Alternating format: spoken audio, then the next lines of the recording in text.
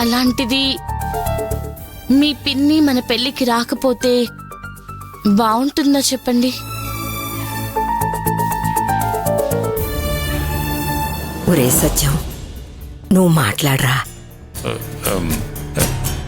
రాజా, మనం వెళ్ళి శుభలేఖిచ్చి ఆహ్వానిస్తే కుటుంబ సమేతంగా పెళ్లికి వెళదామని మోహన్ మంజులతో చెప్పాడంట. కాబట్టి మనం శుభలేఖ ఇవ్వలేదు అన్న మాట మనకు రాకూడదు రాజా. మన బాధ్యత ప్రకారం మనం వెళ్ళి శుభలేఖ ఇద్దాం, తర్వాత వాళ్ళ ఇష్టం. ఏమంటావు రాజా? ఒరే మనవడా, రేపు మన ఇంటి ముందు పందిరి గుంజన ఆటబోతున్నాం. ఆ కార్యక్రమంలో నా చిన్న కోడలు తప్పకుండా ఉండాలని నా కోరిక. ఏం ఆలోచిస్తున్నారండి?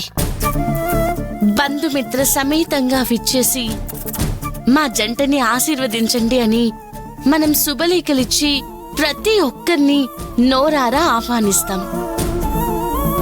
అలాంటిది మన సొంత వాళ్ళకి శుభలేఖ ఇవ్వకపోవడం కరెక్ట్ కాదండి. లేదక్షయ, ఆ ఇంట్లో వాళ్ళని ఆహ్వానించడం అంటే మన గొయ్యి మనమే తవ్వుకున్నట్టు అవుతుంది.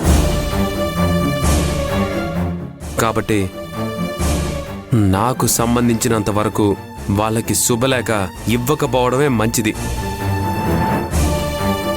అలా అనుకు రాజా. ఆ ఇంట్లో ఉండేది నా తోడబుట్టిన తమ్ముడు, చెల్లెలు. వాడికి శుభలేఖ ఇవ్వకపోతే నలుగురు 4 విధాలుగా అనుకుంటారు నాన్న. మనం వెళ్ళి శుభలేఖ ఇద్దాం.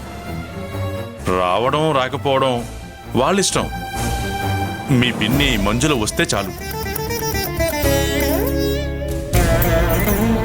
వాళ్ళెన్ని ప్రయత్నాలు చేసినా మన పెళ్లి ఆపలేరండి.